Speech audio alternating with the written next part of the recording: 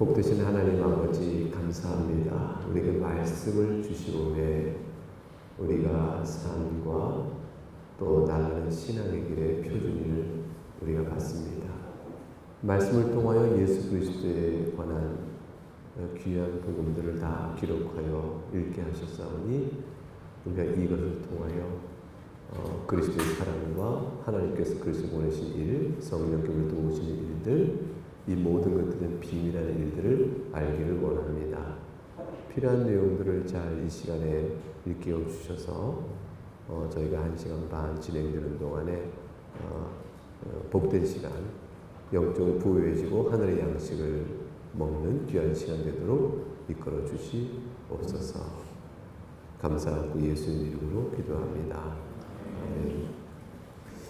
네, 오늘 지금 이 시간에 2장을 보도록 하겠습니다. 먼저 여러분 핸드아웃의 2장 단락이 1절부터 5절까지 먼저 되어 있습니다.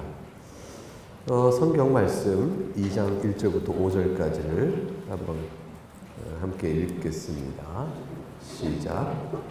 그러므로 남을 판단하는 사람아 누구를 막론하고 네가 핑계하지 못할 것은 남을 판단하는 것으로 네가 너를 정죄하리니 판단은 네가 그것을 하느니라. 이런 일을 행하는 자에게 하나님의 심판이 질대로 되는 줄 우리가 아노라. 이런 일을 행하는 자를 판단하고도 같은 일을 행하는 사람아 네가 하나님의 심판을 피할 줄로 생각하느냐. 혹 네가 하나님의 인자심이 너를 인도하여 회개하심을 알지 못하여 그의 인자심과 용나심과 길이 참으심이 풍성함을 멸시하느냐. 다만 네 고집과 회개하지 않은 마음을 따라 진노의 날 곧 하나님의 의로우신 심판이 나타나는 그날에 임할 진노를 내게 쌓는도다. 이 말씀까지 갔는데요. 사도 바울은 여기서 분명히 남을 판단하는 사람 그리고 네가 라고 지칭하는 대상이 있죠. 이 대상은 유대인들을 일단 생각하시면 돼요. 유대인들이 하나님의 율법이 자신에게 있고 이방인과 구별되는 하나님의 백성이라는 자부심을 갖고 있는데 그 자부심의 근거가 뭐냐? 그랬더니 우리에게는 말씀이 있다라는 것이에요. 그 하나님의 말씀을 가지고 이방인들을 판단합니다. 우상 숭배자요, 계명을 어기는 자요 판단하는데 그렇게 하면서 그 판단하는 자신의 인식, 지식이 자기들을 의로운 자라 생각하는 근거로 막 작용되는 거예요. 그리고 이게 이제 선생된 자는 가르치면서 자기가 의로운 줄 아는 거죠. 옳은 길이 무엇인가를 말하면서 옳은 일을 행한 자처럼 자기를 간주해요. 그리고 옳은 일을 말하는 것으로 남을 판단하는 데 빠르죠. 이것이 이제 선생된 자의 가장 치명적인 위태로움이고 지도자의 가장 취약점인데 이방인을 대상으로 유대인이 바로 그와 같은 함정에 빠져 있었던 거죠. 그래서 유대인들에게 하나님께 주신 바 된 구약 선지자를 통하여 그의 아들에 관하여 성경에 미리 약속하신 것들이라고 되었던 복음의 내용을 그들이 구약 성경에서 받고 있었지만 그것이 자신들의 죄를 드러내고 그 자신들이 말씀 앞에서 부패한다는 걸 알아서 성경에 기록된 메시아를 오는 걸 기다릴 줄 아는 믿음으로 나아가지 못했던 거죠. 그리고 여기 이제 말씀에 대한 왜곡이 생기고 종교적 굴절이 생겨서 자기 의의 종교가 생겨버리는 거죠. 사도 바울이 그걸 일깨워 주려고 지금 이렇게 지루스도 얘기합니다. 남을 판단하느냐? 너는 어떠냐? 그래서 핑계하지 못했어요. 네가 너를 정죄한다. 왜냐하면 네가 같은 일을 행한다. 이거는요 상식이에요. 겨우 묻은 개가 아니지 반대지. 뭐 묻은 개가 겨우 묻은 개를 탓한다. 이 꼴을 못 본다는 거죠. 자기가 이런 일을 너도 행하면서 2절 1절 보세요. 네가 같은 일을 행하면서도 그 다음 3절에 그런 일을 행하는 자를 네가 판단하느냐? 같은 행하는 사람아 너가 하나님의 심판을 받을 것이다. 근데 4절과 5절이 여러분 마음에 잘 새겨야 돼요. 하나님의 인자심이 주어지고 있어요. 어떤 자에게도, 남을 판단하는 그 사람에게도 하나님의 인자심이 주어지고 있는데, 그 인자심은 하나님의 오래 참으심이거든요. 그 밑에 길이 참으심. 그렇게 주고 있는 것은 무엇을 위해 길이 참고 계실까요? 무엇을 위해서 하는 것일까요? 회개예요. 근데 이 자기의와 완악한 자는 남을 판단하는데 앞선 지식에 취하여 하나님께서 자기를 회개토록 이끄시기 위하여 오래 참고 계시다는 사실을 몰라요. 그리고 스스로 의로우니 회개할 것이 없다고 생각하죠. 그래서 5절에 무서운 결과를 맞게 되어져요. 네 고집과 회개하지 않은 마음을 따라 결국 의로운 심판 날에 진노만 더 쌓아나갑니다. 회개를 거부하죠. 결국 자신이 당한 심판을 더욱더 무겁고 강하게 만들어가는 것이에요. 여러분, 우리가 이제 십계명을 지금 주일날 강설하고 있는데, 십계명 강설이 끝날 때쯤에 제가 말씀드릴 중요한 설교 제목 중 하나가 이거예요. 아는 만큼 심판의 무게가 큽니다 라는 거예요. 이것은 하나님의 말씀을 알아가는 지식의 풍요와 깊이가 그 사람이 그 말씀을 배척하는 반작용의 악의 뿌리가 크다는 걸 같이 보여주기 때문에 그래요. 이게 작용과 반작용이에요. 말씀을 알고 회개해야 하는데, 말씀이 많은데 회개치 않는 자는 그만한 반작용의 깊은 썩은 뿌리가 있는 거죠. 그래서 하나님을 믿는 신앙의 초보지만 하나님 말씀 한 절 읽고 가슴을 치고 회개하고 하나님을 그 은혜의 구원에 감사해서 말씀대로 살고자 자기를 돌아보며 애쓰는 이 겸손한 어린아이 같은 사람은 신앙의 길이 짧아도, 지식이 많지 않아도 하나님 보실 때 귀한 사람이며 믿음에 든든하게 서 있는 사람인데, 신앙의 지식이 많고 책을 많이 읽고 신앙생활의 경력도 긴데 오히려 말씀 앞에 쓰는 일이 더뎌지고 무뎌지고 또 습관화되지 않고 감각을 잃은 자가 되어버리면 회개를 안 하는 거예요. 같은 은혜의 말씀 앞에 반성과 회개가 적어요. 합리화와 정당성이 점점 자기를 더 많이 설명하게 되어지죠. 누가 그럴까요? 누가 제일 위태로운 직업을 갖고 있어요? 이렇게 한 위태로운 직업에 가장 위태로운 사람 누구예요? 어? 다 나를 쳐다보고 있어요, 지금. 목사예요. 굉장히 위태롭죠. 사실 그래서 유대인들이 그리스도 앞에 나오지 못한 치명적 결함이 있잖아요. 제사장들이, 서기관들이 치명적으로 못 나와요. 지금 그것을 일깨우고 있습니다. 너로 임할 진노를 더욱더 쏟아나고 있다. 그래서 말씀의 지식이 많을수록 불순종의 죄에 대한 심판의 무게가 커지며, 그리고 직분이 중요할수록 그 심판의 무게가 커진다. 그리고 상황에서 하나님 앞에 경건해야 될 상황의 요구가 분명한데도 반대 행동할 때 심판의 그 무게가 더 커진다. 하나님이 부드러운 음성으로 부를 때 거절할수록 심판의 무게가 커진다. 이렇게 되어 있어요. 그래서 같은 악이라도 심판의 무게에 차이가 있다는 걸 설명할 때 하나님의 은혜의 부으심이 설명되어 나가요. 그 은혜의 부으심이 클수록 불순종의 악은 크다. 이렇게 되어 있죠. 그러니까 아담과 하와의 죄가 간단하지가 않아요. 창조 때 받은 그 순전한 사랑의 지극한 아름다움 속에서 불순종으로 넘어간 것이기 때문에 이것은 보통 큰 게 아니에요. 이제 유대인들이 하나님 앞에 받은 이방과 분리된 복된 백성을 부르심 앞에서 그들의 패역성은 믿음의 선진도가 가르친 데 있음에도 불구하고 그렇잖아요. 하나님께서 계속 종들을 보내시거든요. 소용이 없었잖아요. 그것만큼 죄악을 더 쌓아가는 것입니다. 자, 그래서 하나님이 인자하시는 목적은, 근데 우리 소망은 어딨냐면 하나님 오래 참으심이죠. 길이 참으심. 이게 얼마나 우리에게 소망스러운 말씀인지 몰라요. 언제라도 참아주세요. 어느 때까지? 회개할 때까지. 그 회개하시면 하나님께서 아주 기뻐하셔요. 그래서 회개토록 하여 새롭게 빚어가시는 것이 그게 복음이니까. 복음은 배척과 정죄가 아니에요. 결코 정죄함이 없나니. 복음은 회개케 하여 새롭게 하는 데 있어요. 우리가 그 은혜 가운데 있는 사람들입니다. 그럼 6절부터 11절까지 하나님의 심판과 보응이 어떻게 되는가 한번 볼까요? 6절 11절까지 읽어봅니다. 시작.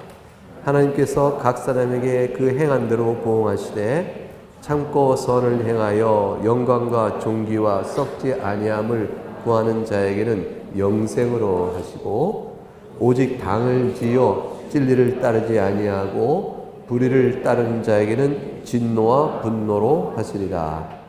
악을 행하는 각 사람의 영에는 환난과 공고가 있으리니 먼저는 유대인이요 그리고 헬라인에게며 선을 행하는 사람에게는 영광과 존귀와 평강이 있으리니 먼저는 유대인에게요 그리고 헬라인에게라. 이는 하나님께서 외모로 사람을 취하지 않으심이라. 유대인이라는 것이 아무 소용이 없다는 거예요. 먼저는 유대인이요 그리고 헬라인이라는 것은요 심판도 먼저예요. 악을 행하는 자에게 심판도 유대인이 먼저예요. 그리고 선을 행하여 영광과 존귀와 평강도 유대인이 먼저 줘요. 그러니까 유대인이 헬라인보다 먼저일 뿐이지, 말씀을 먼저 맡았으니까. 그러나 유대인이라는 것은 그 자체는 아무 소용도 없다는 거예요. 그게 하나님께서 외모로 사람을 취하지 아니한다라는 말씀이죠. 공평하셔요. 그럼 무엇을 가지고 판단하시냐? 행한 것 보고 보응하세요. 여러분이 얼마나 이 말씀 앞에 무게가 눌려요? 행한 것을 보시고 보응하신다. 우리에게 이 말씀을 대하면 내가 행한 것으로 하나님께 어떤 보응을 받을 자로 분류될 것인가를 두 분류 가운데 여러분이 자기 위치를 잡아보세요. 첫째, 어떤 분류가 있죠? 8절에 보니까 당을 지어 따르지 아니하는 분류가 있어요. 불의를 따르는 자의 분류가 있어요. 7절에 보니까 참고 선을 행하여 영광과 존귀와 썩지 않을 구하는 분류가 있어요. 여러분 어느 분류에 속해요? 유대인과 헬라인이 어느 부류에 속할까요? 이건 보편적 인간 모두에게 적용되는 거죠. 어느 부류에 속할까요? 이거를 행위 언약적 관점에서 행한 대로 심판하시는 하나님 앞에 쓸 때 유대인이건 헬라이건 모든 일은 다 어디에 속할까요? 당을 지어 질을 따르려고 불의를 따르는 자의 부류에 속합니다. 예외 없이 거기에 속해요. 이 말씀은 각 사람이 행한 대로 보응하신다. 그 앞에 뭐가 있었죠? 유대인 너희가 말씀대로 가르친다면 남을 판단하지만 너도 같은 죄를 짓느냐라고 책망하신 그 책망 속에서 네가 어디에 속하느냐라고 물어보는 거예요. 어느 부류에 속하느냐? 악을 행하는 그런 환난과 곤고가 있는 그런 형벌을 당할 자에 속하겠느냐? 아니면 반대로 영광과 선과 존귀와 평강이 있는 쪽에 너희가 속하겠느냐? 이 질문 앞에 유대인을 그냥 몰아세웁니다. 헬라인과 넌 아무 다를 바 없다. 하나님은 외모를 취하지 않으시다. 외모 속에 아브라함 혈통이라는 것이 너를 결정짓는 게 아니다. 라는 것입니다. 이렇게 되어지면 2장에서 11절까지 말씀은요. 질식하게 만드는 거예요.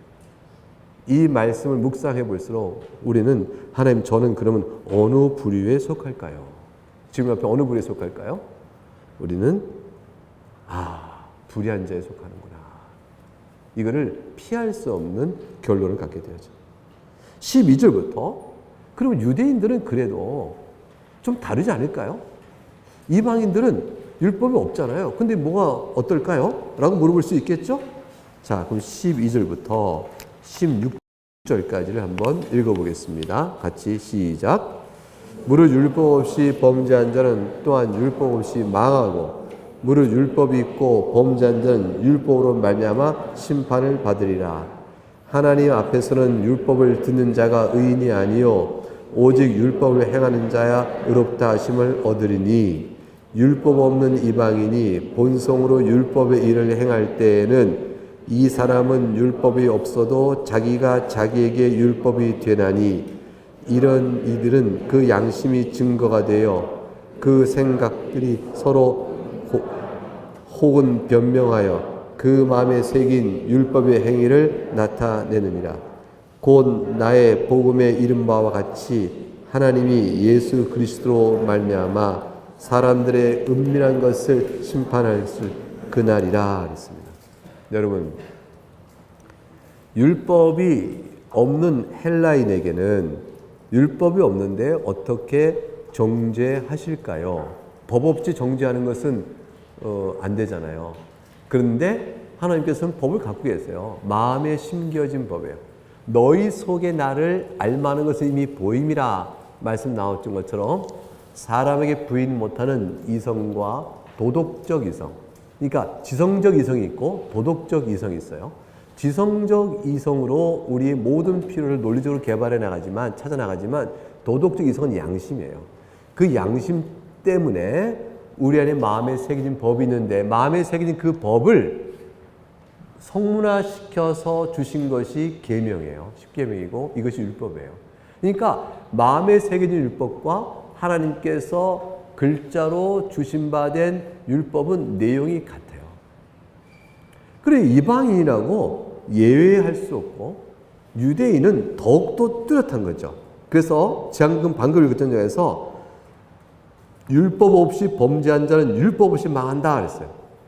이 율법 없이는 줄치고 다 뭐냐면 양심에 따라 양심을 어기고 범죄한 자는 양심의 대로 심판받는다. 그 말하고 똑같아요. 율법이 없다는 말은 기록된 율법이 없는 이방인을 말하지만 내면 안에 마음의 율법은 있거든요. 그러나서 13절에 율법을 듣는 자가 그냥 율법 행하는 의롭다를 받는 것은 네가 양심에 따라 행하냐? 그러면 네가 살 것이 아니면 죽는다라는 것이죠. 그래서 14절에 가로치고 그걸 다시 풀어놓고 있습니다. 15절에 양심이 증거가 되어 생각에서 서로 고발하고 변명하며 이 말은 그 내 마음의 양심이 말이죠. 죄를 짓고 사는 동안은 양심이 나를 무디게 했죠. 그리고 내가 양심을 타협했죠. 양심이 죽은 거죠. 근데 양심은 다 기억하고 있거든요. 그래서 하나님 앞에 섰을 때 내 양심이 살아있어서 내가 한 일을 다 고발을 해요. 하나님 앞에. 양심에 새겨진 내 행위의 말과 행위의 모든 것들을 하나님께 그걸 끌어내 그대로 다 드러내신단 말이죠. 그러니까 하나님만 아시는 게 아니라 내 안에 신겨놓은 장치가 있는 거예요. 내 양심이라는 내 장치가 내가 죄에 묻어 있을 때는 양심이 죽어 있는 것 같지만 죽어 있는 양심이 내 죄된 생각과 마음과 행동을 다 기억하고 있어요. 나는 기억 못해도요, 내 양심은 기억하고 있어요. 이게 그날에 드러나요. 내가 꽁꽁 감춰놨을 때 양심이 다 드러나서 그날 기억을 선명하게 해줘요.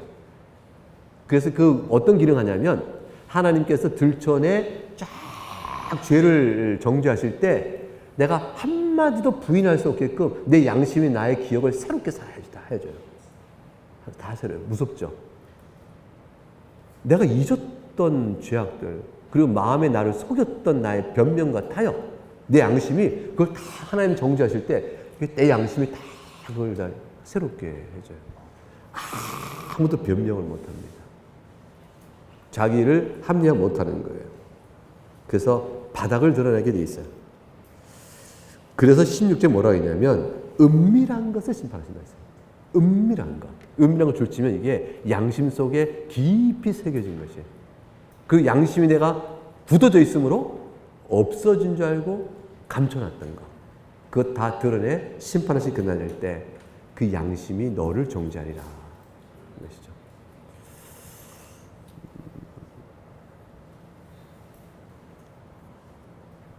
그래서 이제 11, 12절은 지금 보세요. 우리가 언제부터냐면 11장, 로마서 1장 18절부터 계속 사도 바울이 죄를 얼만큼 심하게 다룬 거 보세요.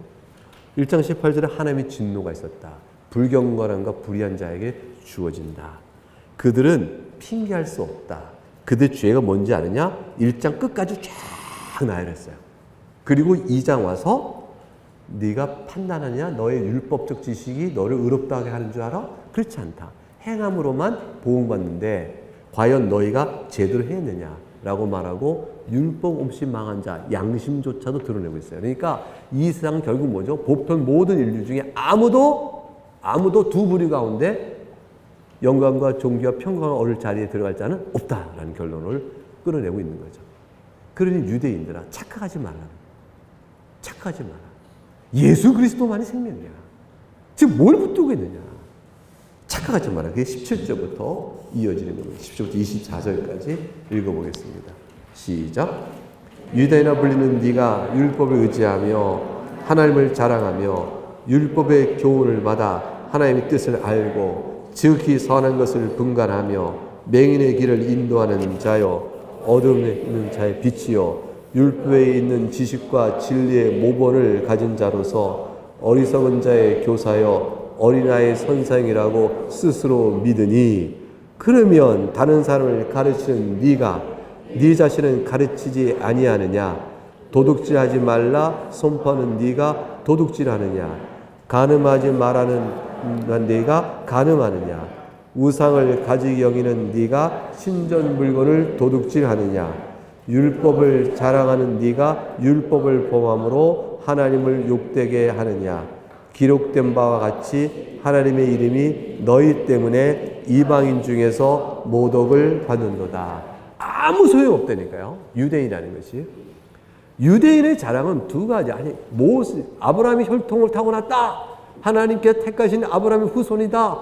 혈통적 자랑이 있었고요. 그 다음에 받은 율법이 자랑이었어요. 그 율법과 아브라함의 혈통이라는 것으로 하나님의 자녀라는 그러한 은혜의 태들이 들어왔다고 그들은 생각을 했어요. 이방인과 다르죠, 혈통적으로. 율법이 있죠, 율법이 없고요. 그리고 하나님의 성전이 자기들에 있잖아요. 그러니까 그것이 유대인들이 하나님 앞에 의롭다를 받는 유일한 근거여 자부심이었는데 사도 바울은 그걸 다 깨버려요. 아무 소용없다는 거예요. 아무 소용없다. 하나님께서는 결코 사람을 외모로 취하지 아니하시니 행한 대로 보응하신다. 그러면 유대인 너희에게 적용해볼까? 행한 대로 보응할 때 남는 게 뭐가 있을까? 율법의 교훈을 받아 하나님 뜻을 알고 지극히 선한 것을 분간하는 것을 의롭다 되느냐? 아니다. 너희가 가르치는 대로 하지 않지 않느냐? 그들의 죄악상, 부패성, 무능력, 율법을 행할 수 없는 무능력을 율법으로 말미암아 깨달아 하나님의 은혜 앞에 나와야 엎드려야 되는데 저들에게 회개가 없는 거죠. 그리스도의 복음은 정죄에 있지 않고 회개케 하여 갱신케 하는 데 있다고 했어요. 그러니까 회개케 하여 갱신의 은혜를 받아야 되는데 그러기에 주신받은 율법이 그들을 죄를 깨닫게 하기보다 의를 주장하는 근거가 되었으니 율법을 정반대로 사용한 거죠. 예수님 이제 모태 신앙을 자랑하고 2대, 3대, 4대 신앙을 자랑하고 우리 친척, 우리 가족 중에 우리가 뭐 목사님 몇 분이요, 장로님 몇 분이요, 뭐 이런 거 자랑하고 이렇게 하는 거 다 외모잖아요. 근데 이거는 굉장히 좋은 신앙의 유산이거든요. 정말 자랑할 만한 거예요, 사실은. 기쁜 거예요. 얼마나 훌륭한 신앙적 환경이에요. 얼마나 감사해요. 집안 대도로 믿음의 자손을 커올 때마다 내리신 하나님의 복이 얼마나 커요. 이건 너무 프라이드고요. 너무 하나님 주신 헤리티지, 유산이에요. 이네리턴스, 이게 기업이란 말이에요. 이건 너무 좋은 거예요. 복 받은 사람의 가정이 틀림없죠. 의인의 대대소서 누리는 영적 복인데 이게요. 하나님 앞에 겸손치 않으면 그 주신 바에 대한 은혜가 반대 기능을 해가는 거예요. 그게 뭐냐면 그러니 나는 이런 데로 엎드려 저런 데로 엎드려야 되는 거예요. 복음에 합당한 영적 반응이 나타나지 않게 되고 무뎌지는 거죠. 그래서 성전이 예루살렘에 있으니까 우상숭배 갇혀도 된다고 생각해버리는 거예요. 이상한 현상들이 이스라엘 역사 속에 난 것처럼 나타날 수 있어요. 근데 그런 일이 없도록 해야 한다라는 주의점을 우리가 적용해 볼 수 있죠. 근데 감사한 것은 그렇게 빠져서 끝내 어려움을 당하는 사람이 일시적 신앙 성장기에 예수님을 개인적으로 다 만나야 되는 것이지, 아버지의 예수님이 내 아버지 예수님이 될 수 없고 내 할아버지 예수님이 내 예수님이 될 수 없기 때문에 그 주님을 만나는 과정상에 일정한 저항과 고민과 또는 교만과 또는 자기 속임들이 있을 수 있어요. 근데 은혜 가운데 있다는 게 큰 건데 결국 돌아와요. 눈물로 다 돌아와요. 주님을 잘 섬겨요. 믿음의 뿌리 가운데 있는 가정해 주신 복들은 참 커요. 좋은 선한 영향을 많이 받게 돌아올 때 쓰시는 게 뭐냐면 어머니의 기도, 아버지의 기도, 할아버지의 헌신, 또 들어왔던 집안 주님을 사랑했던 여러 다양한 모습들, 그리고 어릴 때부터 뜻없이 생각 없이 다녔지만 교회 안에서 봤던 많은 찬양과 기도와 말씀의 예배의 감동들에 대한 흔적들, 이게 컷 지나가면서 나를 확 잡아서 나중에는 무릎 꿇게 만들어요. 그래서 불신앙이라는 것, 신앙의 의심이라는 것은요, 근거가 없거든요. 에이? 신앙의 근거가 없지 불신앙의 근거가 없나요? 아니, 똑같이 근거가 없어요. 불신앙의 근거 없어요. 신앙의 근거 대봐. 못 되죠? 불신앙의 근거 그건 못 돼요. 다시 그건 하나님의 은혜로 받는 거예요. 눈에 보이지 않는 것. 그러나 천국 백성이 되는 것. 성령의 역사, 영생, 부활. 이 놀라운 그리스도의 속죄. 모든 게 다 영적 진리인데 이건 다 하나님의 은혜로 받는 거예요. 이 은혜를 하나님이 주셔요. 주실 때 오늘의 수련회의 모습도 기억 속에서 꺼내 쓰실 거라고요. 양심 속에 심겨놓은 기억을 꺼내 쓰실 거라고요. 그러니 유대인들은 그 자체는 아무 소용이 없는 거예요. 오히려 24절에 하나님의 이름이 너희 때문에 이방 중에서 모독을 받는다. 이 너희 때문에 뭐예요? 가르치나 행하지 않는 너희 때문에 오히려 조롱거리가 되어지니 하나님의 이름조차 모독을 받게 되는 것이다. 이렇게 얘기를 했어요. 이 말은 우리를 굉장히 치죠. 우리 또한 하나님 이름이 우리 때문에 세상 사람들에게 모독을 받게 되는 일은 없을까? 교회의 이름 때문에, 신자의 이름 때문에. 이게 사뭇 우리를 삼가하고 근심스럽게 만들잖아요. 근데 지금 사도 바울은 경건에 있어서 온전치 못한 걸 책망하는 수준이 아니에요. 경건에 있어서 부족한 것을, 연약한 것을 탓하고 있는 말씀이 아니에요. 이것은 뭐냐면 근본적으로 복음을 거스르고 있는 위선과 외식을 얘기하는 거죠. 말씀을 가르치면서 의롭다고 생각하나 행함은 없는 자들의 종교적 함정, 이 깊은 수렁이죠. 신자는 이 사실 앞에서 죄의 인식이 더 뚜렷해져야 된다. 그리고 감사해야 한다. 이것인데, 자, 그러면 유대인들이 이렇게 말할 거거든요. 아무리 그래도 우리에게 뭐가 있다? 할례가 있다. 이건 어마어마한 외적인 표징이에요. 몸에 갖고 있는. 그래서 그 다음 절 25절부터 29절까지 읽어보겠습니다. 시작. 네가 율법을 행하면 할례가 유익하나 만일 율법을 범하면 네 할례는 무할례자가 되느니라. 그런즉 무할례자가 율법의 규를 지키면 무할례 여길 것이 아니냐. 또한 본래 무할례자가 율법을 온전히 지키면 율법을 범하는 너를 정죄하지 아니하느냐. 무릇 표면적 유대인이 유대인이 아니요 표면적 육신의 할례가 아니니라. 오직 이면적 유대인이 유대인이며 할례는 마음에 할지니 영에 있고 율법 조문에 있지 아니한 것이라. 그 칭찬이 사람에게서가 아니요 다만 하나님에게서니라. 유대인이 착각하고 있는 것 중에 율법이라는 것을 갖고 있다는 사실과 더불어 몸에 자신이 갖고 있는 할례라는 표징이 있죠. 이건 어마어마한 거죠. 하나님 그 할례 표징 얼마나 소중했냐면 할례를 주지 않은 그두라를 하나님께서 치시려고 했어요. 그러니까 할례 표징은 언약 백성의 외적 표징이에요.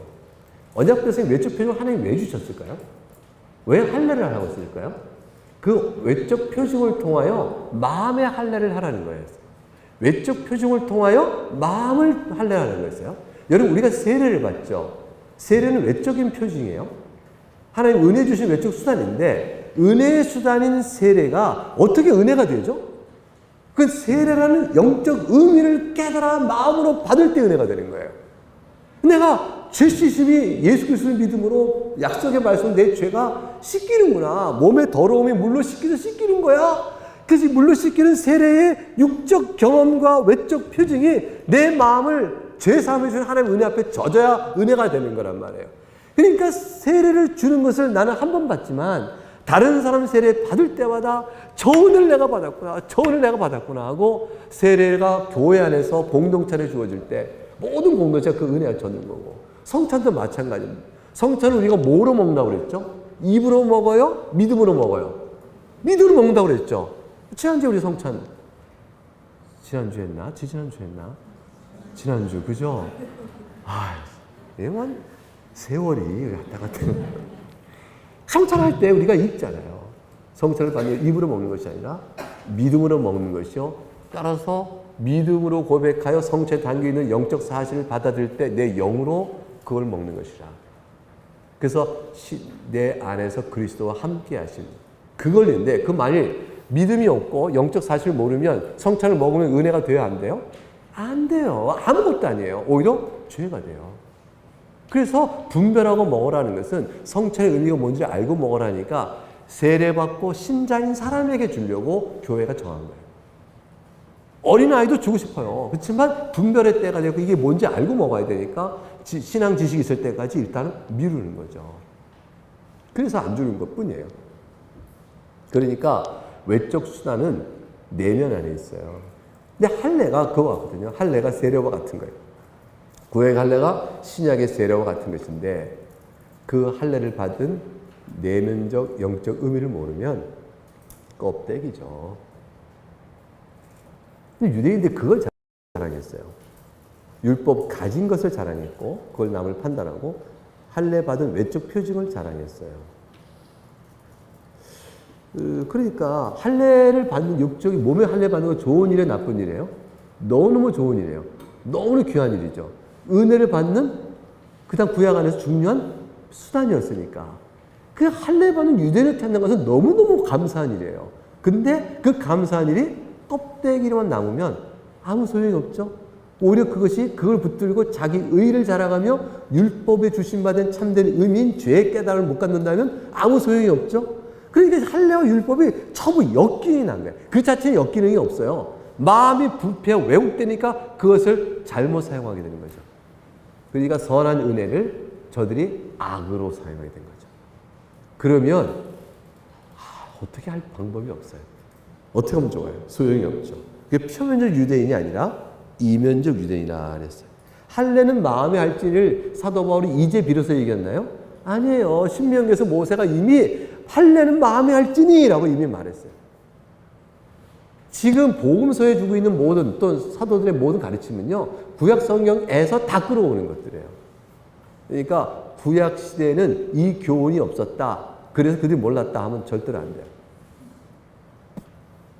아브라함은 마음에 하려는 사람, 모세도 마음에 하려는 사람, 다윗도 마음에 하려는 사람, 사무엘도 마음에 하려는 사람, 요셉도 마음에 하려는 사람, 우리가 아는 구약의 경건한 사람은 전부 마음에 하려는 사람, 삼손도 죄 가운데 있다가 마지막 죽을 때 마음에 할례 받은 자의 은혜 역사에 입어서 돌이키는 모습이 나오죠. 회개하니까 사는 거죠. 누구나 나오는 거죠. 그러니까 신구약은 통일되어 있어요. 복음 안에 연속성이 있는 겁니다. 자, 그러니 3장 1절에 질문이 이렇게 나와요. 그러면 유대인이 뭐가 더 나으냐? 할례? 너희가 행한 그 할례가 무슨 유익이 있을까? 이제 논리 흐름을 그렇게 끌고 갑니다. 그러니까 2장까지 흐름이 전체 어떻게 됐어요? 로마서 1장 18절부터 시작해서 인간의 전적 부패와 무능력을 쭉 설명하면서 유대인과 헬라인의 구별은 유대인 자체를 표적으로 삼기 위한 것이었어요. 그래서 모든 보편 인류는 다 부패하고 무능력하여 하나님이 행하는 대로 보응하실 때 살 길이 있느냐? 유대인 너도 살 길이 없다. 거기까지 이야기를 한 겁니다. 자, 3장 그럼 1절부터 8절까지를 같이 읽어보겠습니다. 시작. 그런즉 유대인 나음이 무엇이며 할례 유익이 무엇이냐? 범사에 많으니 우선은 그들이 하나의 말씀을 맡았음이니라. 어떤 자들이 믿지 아니었으면 어찌하리요? 그 믿지 아니함이 하나님의 믿부심을 해하겠느냐? 그럴 수 없느니라. 사람은 다 거짓되되 오직 하나님은 참되시다 할지어다. 기록된 바 주께서 주의 말씀에 의롭다 하심을 얻으시고 판단받으실 때에 이기려 하심이라 함과 같으니라. 그러나 우리 불의가 하나님의 의를 드러나게 하면 무슨 말 하리요? 내가 사람의 말대로 말하노니 진노를 내리시는 하나님이 불의하시냐? 결코 그렇지 아니하리라. 만일 그러하면 하나님께서 어찌 세상을 심판하시리요? 그러나 나의 거짓말로 하나님의 참되심이 더 풍성하여 그의 영광이 되었다면 어찌 내가 죄인처럼 심판을 받으리요? 또는 그러면 선을 이루기 위하여 악을 행하자 하지 않겠느냐? 어떤 이들이 이렇게 비방하여 우리가 이런 말을 한다고 하니 그들은 정죄받는 것이 마땅하니라. 이 말씀을 잘 보세요. 유대인들의 항변이 나와요. 유대인이 나은 거 없다. 이렇게 말을 했어요. 너희들 할래? 아무 소용이 없어. 이렇게 말을 했어요. 범사에 너희들이 갖고 있는 유익은 말씀을 맡았다는 사실은 유익이야. 그런데 그 말씀이 과연 여러분에게, 유대인들에게 나음이나 유익이 되었는가? 믿지 아니하였으니 아무 유익이 되지 않았다. 이게 3장 3절의 첫 문장이에요. 믿지 아니하였으면 어찌하리요? 이렇게 됐어요. 이 말이 무슨 말이냐면 하나님의 말씀을 맡았으나 믿지 아니하였다. 그래 너희가 아무 소용이 없다라고 말하자 그러면 하나님은 신실한 분이 아니다. 이렇게 거꾸로 유대인이 반항을 하는 거예요. 우리가 아브라함의 혈통이요. 율법 받은 자요. 할례를 받은 자로 살아오는 이 모든 우리를 향한 하나님의 은혜 부심이 다 그러면 거짓이냐라고 묻는 거죠. 반발하는 거예요. 바울 너의 말대로 하면 우리 유대인 아브라함 이후 모든 사람들이 다 그러면 다 그럼 헛된 것이냐. 하나님 우리에게 주신 은혜가 다 헛된 것이냐라고 반발하는 거예요. 하나님 그러면 믿부심을 패해진다라고 말하는 거예요. 우리가 믿지 아니했다. 믿음으로 마음에 이면적 유대인이 된다고 말하는데 그러면 네가 구별하는 그 구별로 우리가 다 표면적 유대인에 불과하다면 하나님 우리를 향한 신실한 약속은 유지되는 것이냐라고 묻는 거죠. 하나님의 신실함은 패할 수 없다라고 사도 바울이 얘기해요. 아니야 걱정하지 마. 하나님은 신실하셔. 걱정하지 마. 아무 사람이 다 거짓된다 할지라도 너에게 주신 바 된 하나님의 은혜 약속, 메시아 오심 그 약속은 여전히 신실하게 유지가 되어진다. 그러므로 하나님께서 의의 말씀으로 너희를 불의하다 드러난다고 해서 하나님께서 불의하게 자기 백성이 불의한 자로 드러난다고 해서 하나님 너희를 하나님의 백성으로 삼으셨던 하나님이 불의한 자가 되는 게 아니다. 하나님께서는 너희 중에 믿는 자들을 하나님이 택하여 그들을 향한 의로움을 나타내실 것이고 믿지 아니하여 표면에 머물렀던 너희에게는 하나님이 오히려 공의의 심판으로 그의 의로움을 드러내실 것이다. 하나님께서는 믿는 자에게는 그 하나님의 말씀 속에 있는 글과 자비로 의로움을 드러내실 것이요. 믿지 않는 자에게는 공의로 의로움을 드러내실 것이다. 하나님은 너희의 불신앙 때문에 약속하신 구원의 은혜, 자기 백성을 삼으시는 그 은혜가 결코 폐기되는 것이 아니다. 불신앙으로 너희는 망할지언정 하나님의 약속은 신실하며 믿는 자는 산다. 그 얘기를 하시는 거예요. 믿는 자는 산다. 그러니까 어느 시대든 어떤 환경에서든 구약 안에 하나님의 이름을 불렀던 참된 백성은 계속 있어 왔어요. 그들은 하나님의 신실함에 따라 다 구원을 받아요. 그래서 표면적 유대인만 있었던 구약교회 전체가 아니에요. 구약교회 전체 속에 이민족 유대인이 계속 있었어요. 마음에 할례 받은 주의 백성이 계속 있었어요. 이걸 신학적으로 남은 자라고도 그 타락한 시대에 남은 자라 했어요. 여러분 기억하세요? 솔로몬 사후에 여로보암이 북왕국 이스라엘을 세우고 르호보암이 남유다 왕이 되어졌을 때, 그때 여로보암이 북왕국 10지파의 사람들이 예루살렘에 있는 솔로몬 성전 때문에 다 마음이 쏠려 글로 갈까봐 종교적 이데올로기를 만들기 위하여 저 북왕국 이스라엘의 제일 남쪽의 도시 베델에다가 금송아지 세우고 북쪽의 저 끝 도시 단에다가 금송아지 세워요.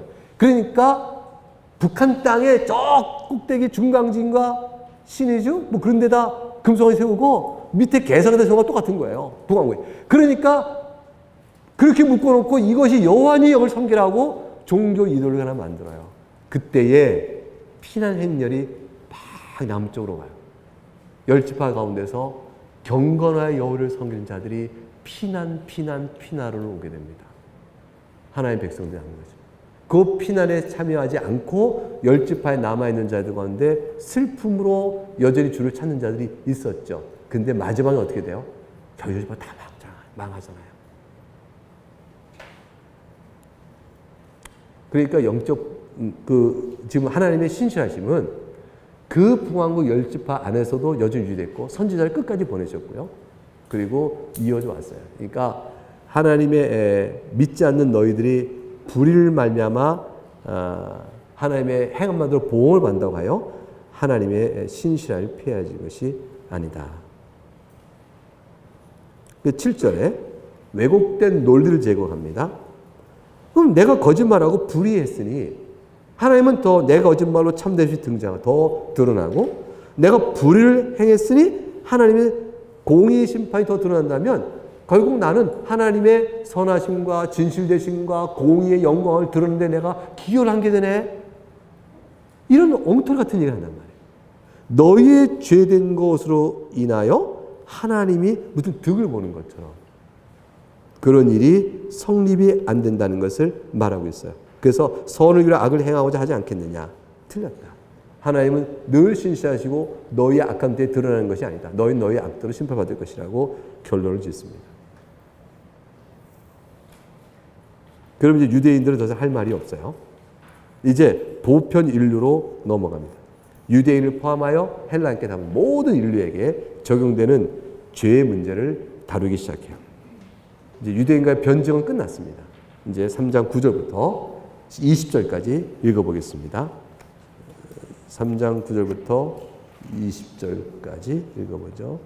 그래서 일단은 20절까지 읽어보죠. 시작. 그러면 어떠하냐? 우리는 나으냐?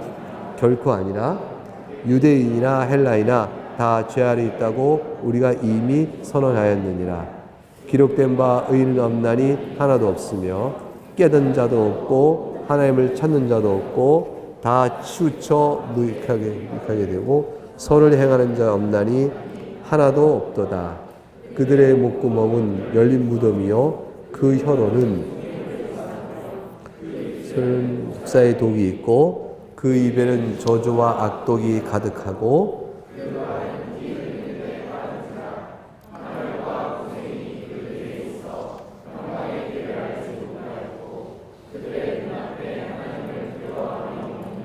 한과 같으니라. 우리가 알거니와 무릇 율법이 말하는 바는 율법 아래에 있는 자들에게 말하는 것이니 이는 모든 입을 막고 온 세상으로 하나님의 심판 아래 있게 하려 함이니라. 그러므로 율법의 행위로 그 앞에 의롭다 하심을 얻을 육체가 없나니 율법으로는 죄를 깨달음이라. 이제 바울 사도가 복음을 전하기 위한 전제로 율법 신학을 전개하기 시작합니다. 그러니까 18절까지는 그러면 9절에 뭐라 했죠? 어떠하냐? 우리는 나으냐? 유대인이나 헬라이나 다 똑같다. 다 죄 아래 있다. 그러니 이면적 유대인이 아니고 표면적 유대인으로는 못 살아. 자, 구약교회도 은혜의 복음을 주셨어요. 은혜의 복음을 알면 이면적 유대인이에요. 근데 표면적 유대인으로는 너희가 생각하는 유대주의, 그거는 구원을 못 받아. 다 똑같아. 모든 인간이 똑같아. 다 똑같이 구원받을 일은 딱 하나인데 그리스도의 복음 때문이라고 말하고 싶은데 그거는 구약에도 있었고 신약에 있었다는 말을 하기에 앞서서 유대주의를 깨버렸어요. 모든 보편 인류가 죄 아래 있다라는 아주 극명한 선언을 했습니다. 그렇다면 그 죄인들 앞에 율법이 도대체 뭐냐? 기록된 율법과 마음의 율법이 있다고 그랬어요. 그러니까 율법은 우리에게 무엇을 말해주느냐? 그 답은 정죄예요. 죄가 무엇인지를 분별하고 분별한 죄에 따른 하나님의 심판이 있음을 깨달아 내가 영원한 형벌을 받기에 합당한 자구나, 마땅한 자구나 라는 사실 앞에 엎드리게 만드는 것. 그게 율법 주심의 중요한 목적이에요. 중요한 목적이에요. 모든 보편 인류에게 주신 목적이에요. 그래서 살 길이 없다는 거죠. 그래서 율법 앞에 있으면 결론은 뭐냐면 온 세상은 하나님의 심판 아래 있다. 이게 결론이에요. 그리고 20절에 의롭다 하심을 얻을 육체는 없다. 이게 결론이에요. 율법 앞에서 하나님의 심판 아래 있을 뿐이요. 따라서 의롭다함을 얻을 육체는 없다. 그걸 사도 바울이 이렇게 제시합니다. 그러니까 처음으로 등장한 거죠. 율법을 가지고 의롭다 하고 자기를 내세웠던 유대인아 너희는 가르치거나 행하지 못하니 네가 가르친 네 그 말로 너를 정죄할 것이다 라고 말하고 난 뒤에 따라서 결국 결론 뭐냐면 율법 앞에 서서는 너희는 갖고 있으나 가르치되 행하지 못하니 무능력자므로 너희 부패성을 정죄받을 수밖에 없고 헬라인이나 이방인들은 양식의 율법에 따라 다 그렇게 들어갈 것이므로 다 그렇게 된다. 그러니까 율법 앞에는 누구도 의롭다함을 받을 자가 없고 다 죄를 깨달을 따름이라. 그러면 되묻는 거죠. 그렇게 율법 앞에 너희가 죄를 깨닫느냐? 라고 물어보는 거죠. 깨닫느냐?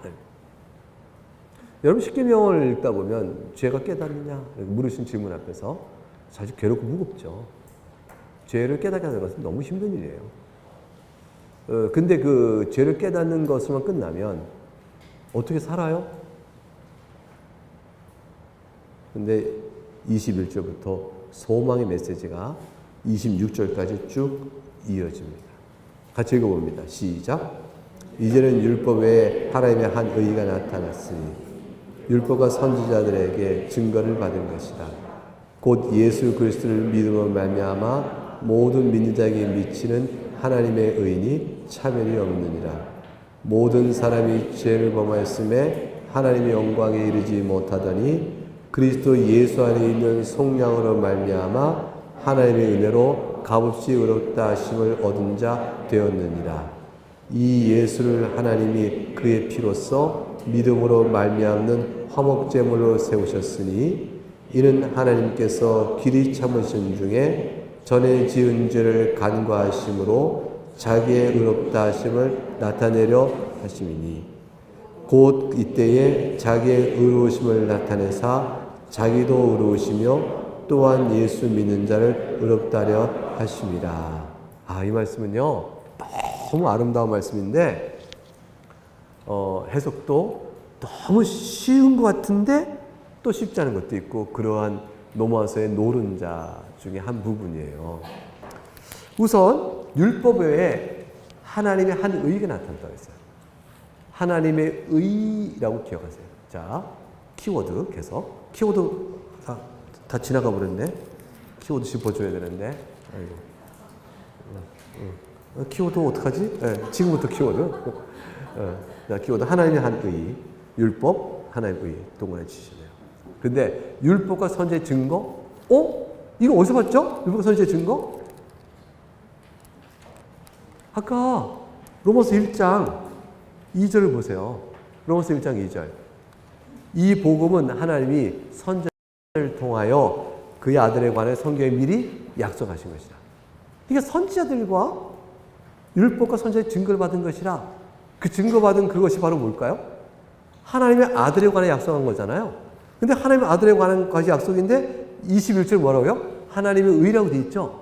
와, 율법으로 의롭다함 받는 율법의 의가 있고 하나님의 또 의가 있네? 그 의는 바로 1장 1절에 뭐예요? 아들에 관한 것이구나. 예수님으로 인하여 주어지는 하나님의 의가 있구나 바로 알 수 있어요. 그래서 22절에 곧 뭐라고 풀어주냐면 곧 예수 그리스도를 믿음을 말미암아 모든 면에 미치는 하나님의 의인이라고 풀었어요. 이게 하나님의 의 다시 나왔어요. 예수 그리스도 그리고 1장 2절 선지자 그리고 그의 아들 연결이 다 되죠. 이게 아까 1장 2절 서로조 얘기한 거죠. 차별이 없다. 왜 차별이 없죠? 이 차별은 무엇을 차별이었어요? 외모로 인한 차별이 없다는 거죠. 하나님이 인간적 조건이나 자격을 가지고 차별하지 않으셔요. 그런 거 없다는 거죠. 그럼 뭐로 차별이 없어요? 믿기만 하면 똑같다는 거예요. 믿는 일에는 차별이 없거든요. 믿기만 하면 똑같아요. 그러면 하나님의 의를 받습니다. 예수님의 의예요. 하나님의 의는 예수를 믿음을 말미암아 모든 믿는 자에게 주어진 하나님의 의. 자, 그러면 이 하나님의 의는 믿는 자의 것이에요? 아니면 선물로 받는 것이에요? 선물로 받는 것이죠. 내 것이 아닌데 뭘로 받아요? 믿음을 수단으로 하여 받는 거죠. 믿음은 나를 의롭다 하지 않아요. 믿음이라는 수단을 통하여 그리스도의 의를 받아서 내가 의롭다를 받는 거예요. 이걸 줄여서 믿음으로 의롭다를 받다니까 마치 믿음이 나를 의롭게 만드는 공로나 근거들처럼 생각하는데 아니에요. 믿음은요, 빈 깡통이에요. 빈 그릇이에요. 이거 그릇만 내밀면 체험을 받는 거예요. 그 체험받게 내미는 그릇이 믿음이에요. 믿음은 그래서 내가 죄인입니다 라고 말하면서 의 없는 자의 탄식 속에 예수의 약속을 붙드는 그것이에요. 예수의 약속을 붙드는 그것을 믿음이라는데 그 믿음은 빈 그릇이에요. 채워지고서 예수님의 의, 예수님의 의를 받는 빈 그릇이다.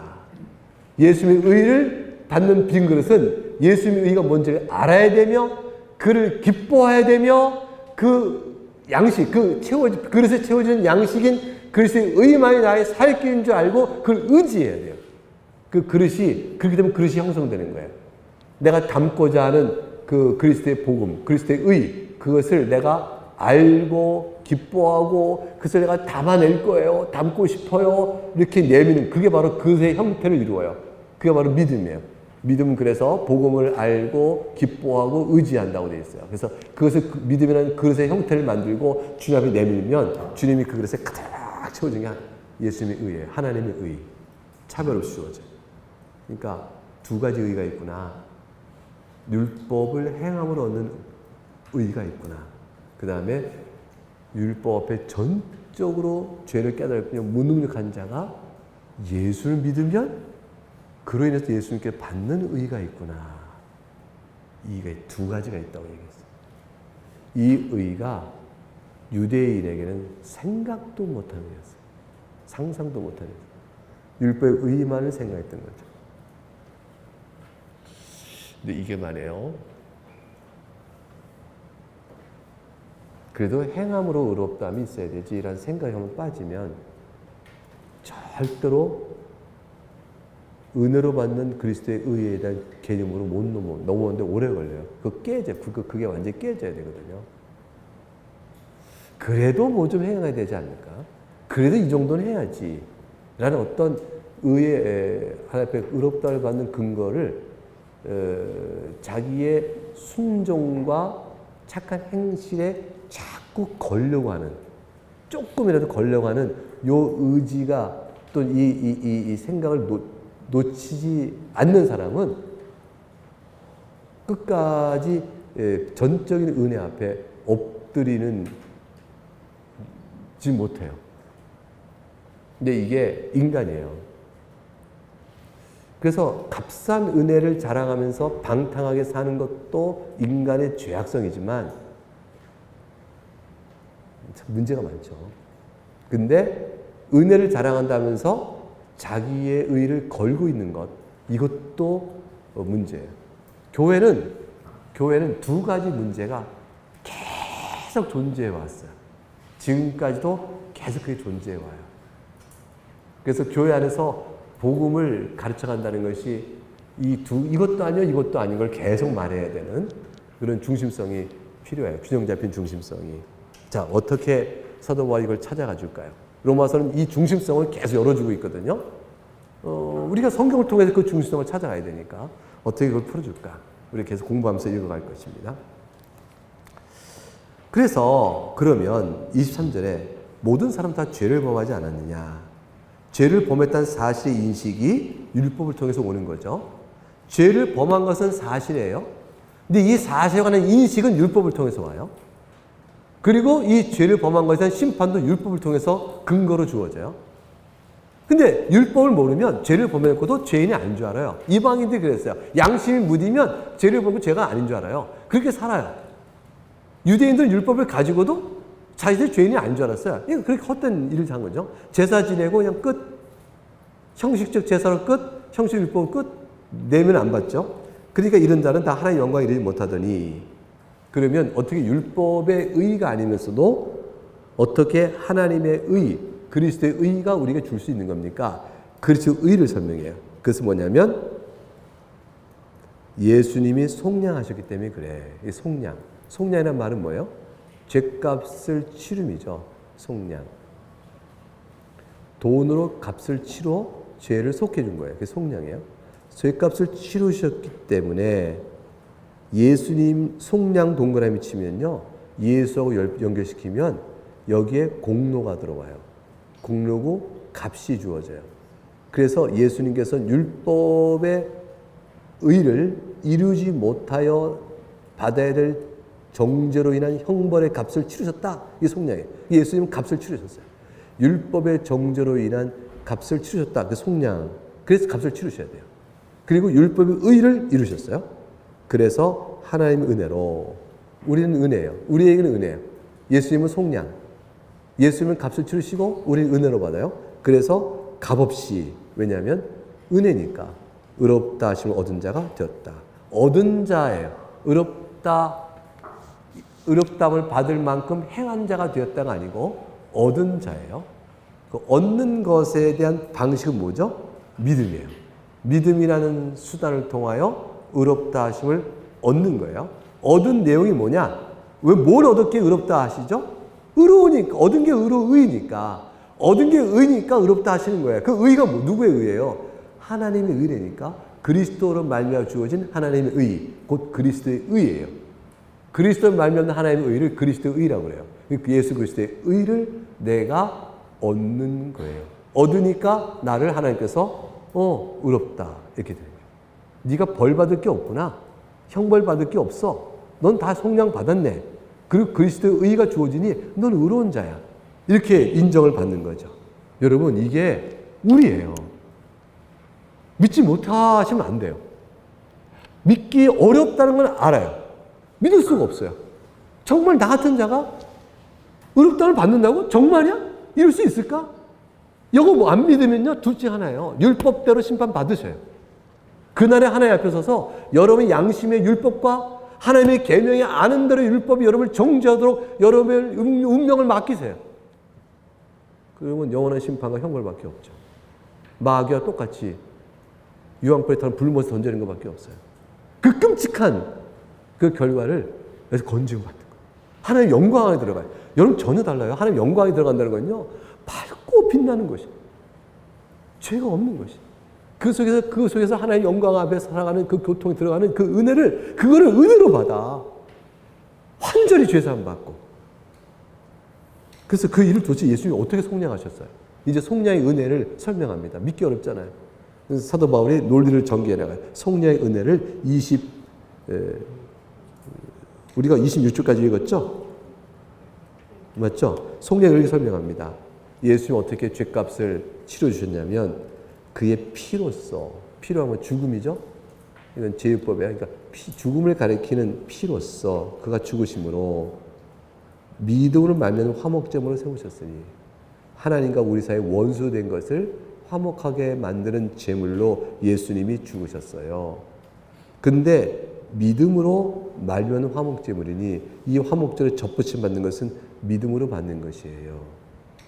그런데 이것은 바로 하나님께서 오랫동안 참으신 중에 이전에 지은 죄를 패스오버, 그냥 지나치시고, 그걸 다시 말하면 간과하심으로 줄치면 이게 뭐냐면요, 이전에 지은 죄를 벌하지 아니하시고요. 이전에 지은 죄를 벌하시면 살 자가 없거든요. 이게 지은 죄를 벌하지 아니하시고, 그 말, 우리가 지은 죄를 벌하지 아니하시고 자신의 의로움을 나타내려고 하셨으니, 자신의 의로움을 나타내시, 의로움을 나타내는 이 의로움은 뭘까? 이게 하나님의 공이라면 형벌의 의예요. 근데 이게 형벌의 의라면 지은 죄를 간과하실 수가 없어요. 지은 죄를 형벌해야 하나님의 의로움이 나타나요. 근데 지은 죄를 벌하지 않으시면서도 나타나는 의가 있다니, 그게 어떤 의란 말이에요, 그게. 하나님은 어떻게 해서 죄를 벌하지 않고 지나가시죠? 공의로운 하나님께서? 있을 수가 없단 말이에요. 그러니까 이게 모순적 설명이에요. 아니, 하나님이 지은 죄를 벌하지 않고 넘어가셔? 근데 하나님이 자기 의로움을 나타내신다고? 아니, 여기 사이에는 논리가 안 서는데? 그럼 이 두 개의 이 구절 속에는 간격이 있어요. 이어붙였지만 이어붙임이 가능하게 되어지는 하나의 파격적 일이 하나 이 사이에 개입되는 거예요. 파격적 개입되는 일이, 그게 뭘까? 그게 25절에 그리스도의 피예요. 지은 죄를 왜 벌하지 않으셨어요? 그리스도 피 때문에. 그래서 하나님의 의로움을 나타내셨다고. 그리스도 피가 왜 하나님의 의로움을 나타내는 거예요? 그거는 하나님께서 그리스도 피로 말미암아 우리에게 주시는 의예요. 예수님께서 의를 이루셨죠? 의를 이루시고 예수 믿는 자를 의롭다 하시는 약속을 주셨죠? 그 약속을 믿는 자를 과연 의롭다 하셔야 의로우신 분이죠? 그렇잖아요. 하나님 약속을 안 지키면 의롭지 않으시잖아요. 신실한 하나님께 약속을 지켜야 돼요. 그러니까 두 가지 보세요. 예수님의 피로 속량, 죄를 간과하심의 공의 문제를 해결해요. 그로 하나님의 의롭다 하심이 드러나는 것은 피로 갚아졌으니 하나님의 공의로운 분이 나타나셨어요. 자, 죄를 간과하셨으나 우리의 죄를 간과하신 거예요. 예수님 속량하셨으니, 예수님께 공의를 물으셨으니 예수님 공의의 의가 드러났어요. 하나님의 의가 나타났어요. 첫 번째, 하나님께서는 예수 그리스도 십자가에서 자신의 공의로운 심판의 의를 드러내십니다. 첫 번째 기억하세요. 예수님은 십자가에서 하나님의 공의로운 심판을, 죄를 심판하시는 공의로운 하나님의 의를 나타내셔요. 그런데 동시에 그 예수님을 믿는 것은 구약의 선지자를 통하여 우리에게 주신받은 생명인데, 그를 믿는 자마다 어떻게 된다고 그랬죠? 믿는 자마다 하나님이, 22절 보세요. 믿음으로 말미암아 모든 믿는 자에게 미치는 하나님의 의라고 그랬죠. 믿음으로 주어지는 하나님의 의가 있어요. 이 하나님의 의가 있어요. 이 하나님의 예수 그리스도의 의인데, 자기의 의로움을 나타내는 이 의로움 속에는 예수님의 의가 있어요. 예수님의 의를 나타내세요. 그 예수님의 의가 26절에 뭐라고 했냐면, 자기도 의로우시며 또한 예수 믿는 자를 의롭다 하시는 의예요. 그래서 보세요. 하나님의 의로우심과, 자, 다시 정리합니다. 첫째, 심판하시는 예수님의 피를 통하여 공의로운 자신의 의에 나타내심이 있고, 두 번째, 예수님을 믿는 것은 선지자들의 증거를 받은 것이니 성경이 이미 약속된 거죠. 그 약속을 믿는 이면적 유대인들, 영으로, 내면으로, 마음으로 할례 받은 자들을 구원하시는 그 약속을 신실히 지키시는 하나님의 의가 있어요. 하나님은 절대로 신실하기 때문에 이 의를 포기하지 않으세요. 절대 우리를 속이는 법이 없어요. 그래서 그런 의가 있고요. 약속에 신실한 하나님의 의가 있고, 그 다음에 예수의 피로 말미암아 우리에게 부어주시는 의가 있어요. 그래서 하나님의 의는 세 가지예요. 그래서 공의를 이루심으로 자신의 의로움을 나타내시고, 그를 믿음으로 믿는 자에게 의롭다 하시는 약속을 지키시는 하나님의 의가 있고, 그리고 과연 믿는 자는 그리스도의 의로 말미암아 자신이 의로운 자로 되어지는 하나님의 의가 있어요. 이 세 가지 의를 우리에게 보이신 거란 말이에요. 이게 우리를 의롭다 하시는 하나님의 의예요. 그래서 27절 31절까지 읽어보겠습니다. 시작. 그런즉 자랑할 때가 어디 있뇨? 있을 수가 없느니라. 무슨 법으로냐? 행위로냐? 아니라 오직 믿음의 법으로니라. 그러므로 사람이 의롭다 하심을 얻는 것은 율법의 행위 있지 않고 믿음으로 되는 줄 우리가 인정하노라. 하나님은 다만 유대인의 하나님이시냐? 또한 이방인의 하나님은 아니시냐? 진실로 이방인의 하나님도 되시느니라. 할례자도 믿음으로 말미암아 또한 무할례자도 믿음으로 말미암아 의롭다 하실 하나님은 한 분이시니라.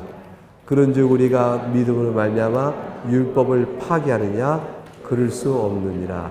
도리어 율법을 굳게 세우느니라. 사랑하는 교회 여러분, 율법 28절 사람이 의롭다 하심을 따라서 율법의 행위 있지 않고 믿음으로 됩니다. 자, 이 말은 뭐냐면 율법 행위 줄치고 율법을 순종하여 얻는 의에 있지 않고 그 말이에요. 이게 work of the law거든요. 율법의 행위. 율법을 지킴으로 수고하여 지킴으로 내가 이루는 의에 있지 않고 율법의 의에 있지 않고 똑같은 뜻이에요. 그럼 믿음으로 된다. 믿음은 줄치고 믿음으로 주어진 그리스도의 의로 되는 줄 그거예요. 믿음으로 되면 믿음은 믿음으로 말미암아 얻는 그리스도의 의로 되는 줄 안다. 뭐가? 사람이 의롭다 하심이. 자, 사람이 의롭다 하심이 율법에 순종하는 행위의 의냐? 아니면 사람이 의롭다 하심이 예수 그리스도를 믿음으로 얻는 그리스도의 의로 말미암은 것이냐? 이 두 가지가 있는데 어떤 것이 맞느냐? 그걸 지금까지 쭉 논증한 거예요. 여러분 행간에 이 책 저 책을 읽을 거예요. 로마서 주석서도 읽을 거고요. 어떤 분들이 또 유명한 신학자니까 이분들의 말은 맞겠지 하고 이제 읽는 것들 가운데서 바울의 새 관점에 입각한 설명들이 있어요. 이건 틀린 거예요. 이건 잘못된 것이에요. 그게 바울의 새 관점에 속한 사람들의 글을 읽을 때 아주 조심해야 돼요. 그거는 누가 그런 사회에 속한냐를 저자를 통해서도 구별할 수 있겠지만 내용을 보면 바로 아는 게 뭐가 있는데 그 내용은 바로 이것이에요. 율법의 행위 있지 않고 믿음에 있는 줄 알 때 율법의 행위 줄치고 뭐라고 생각하냐면 율법을 지킴으로 얻는 의 할 때 율법의 내용을 동그라미 다치고 이것은 할례라고 제한을 해요. 할례를 지킴으로 의롭다 받는 데 있지 않고 믿음의 순종에 있다. 즉 다시 말하면 그리스도를 믿고 그리스도의 말씀대로 사랑하며 살아가는 행위에 있다. 이렇게 풀어요. 여러분 이거 속이는 거예요? 지금까지 쭉 설명드렸어요. 율법의 행위가 뭘 뜻하죠? 모든 사람이 율법 앞에 다 죄를 깬다고 그랬죠? 그 죄를 깨닫는 죄가 어떤 것이었죠? 율법 할례? 헛되? 뭐가 안 하면? 마음의 할례 아니면 헛되? 마음의 할례 받은 사람인지 아닌지 어떻게 알죠? 그가 율법에 나와 있는 뭐죠? 도덕법의 내용을 가르칠 뻔해 실제 행하는 데 알 수 있죠? 그 율법이 뭐가 어떤 죄를 가리켜요? 1장에 어떤 죄들이 다 나왔죠? 그 많은 죄들을 다 깨닫게 해주는 율법의 앞에서 자신이 죄인됨을 깨닫는 자는 자신이 할례를 받아봐야 아무것도 아니요. 내가 율법을 행할 수가 없는 자임을 깨닫고 그리스도 앞에 나오도록 되는 율법이에요. 그러니까 율법의 행위로는 의롭다를 못 받는 말은 율법의 행위는 의식법에 따른 할례만을 말하는 게 아니고요. 도덕적 율법 전체를 말해요. 하나하나를 다 말을 해요. 그런데 이거를 율법의 행위를 할례를 받는 데 있지 않고라고 축소적으로 해석하고 믿음으로 만나는 믿음을 예수를 믿는다고 말하는 것에 그치는 것이 아니라 우리가 성화라고 말하는 선행에 있어야 의롭다는 만남으로 풀어간다면 이거는 뭐죠? 다시 사람을 뭘로 몰아가는 거예요? 자기 의의 근거를 집어넣는 거예요. 복음과 의의 근거를 섞어버리는 거예요. 여러분 멋있게 보이죠? 여러분 믿음으로 구원받지 못해요. 선하게 행함이 있어야 돼요. 열매 없이 무슨 은혜를 받는다, 구원을 받는다고 말을 해. 안 돼! 믿음으로는 다 껍데기야! 이렇게 말하면 얼마나 강렬해요. 설교가 막 은혜가 되고 막 두렵고 그렇잖아요. 제가 그렇게 말하면 은혜 받겠어요? 제가 신학교 초년 신학생 초기 때 1학년 때 교육전사하면서 그렇게 설교했다니까요. 내가 얘기 안 했어요. 그래서 권사님들 교회도 얼굴 파래져가지고 나가면서 이렇게 인사하고 하는데 권사님 저한테 하신 말씀 있다고 했잖아요. 전도사님 오늘 말씀 들으니까 제가 천국을 못 가겠네요. 어떻게 하면 좋아요? 그러고 가실 때잖아요. 그러고 가실 때 그래서 제가 저를 굉장히 의기양양했어요. 제대로 말씀을 전했구나. 제대로 들었구나. 근데 그 말이 그대로 뭐냐면 가르치는 네가 너는 행하지 않느냐? 너는 그래서 천국 가겠냐? 그리스도가 그래서 죽으셨느냐? 그게 그리스도 피냐?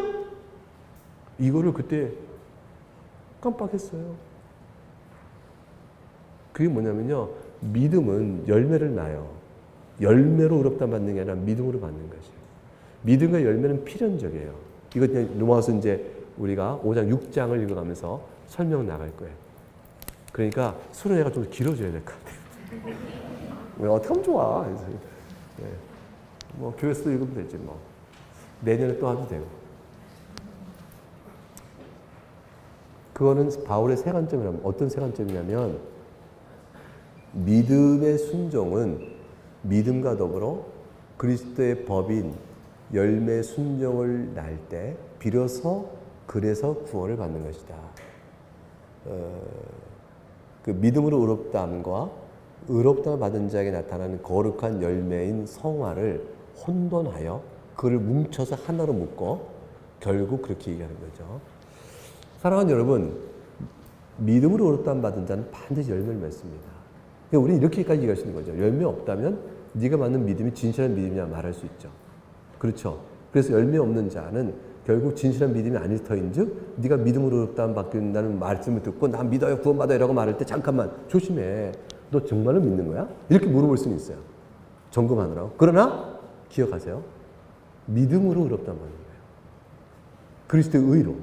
그때 너 정말로 믿는가 할 때 나 정말이야 나는 정말 그리스도의 의를 믿어 라고 말하면 이 사람은 뭐냐면 내가 왜 그리스도를 정말로 믿냐면 내가 이렇게 착하게 살았거든. 하나님 말씀을 잘 지켰거든. 봐 내가 얼마나 훌륭한 신자인데 그러니까 내가 그리스도를 정말로 믿는 사람이지 이렇게 말하면 안 돼요. 어떻게 말하면 너 정말 그리스도의 의를 믿어? 너 믿어 그랬다면 정말 믿어? 그럼 어떻게 믿니? 네 믿음 말해봐. 나는 죄인이야. 나 율법 앞에 의롭다는 못 받아.